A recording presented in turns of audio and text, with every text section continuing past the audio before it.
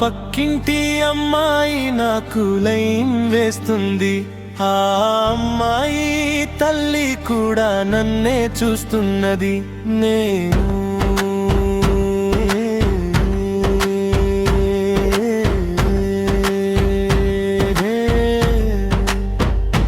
నేనేం చేయాలిరా బాబు వద్దన్నా, వెంట పడుతున్నారు నేను కాదన్నా.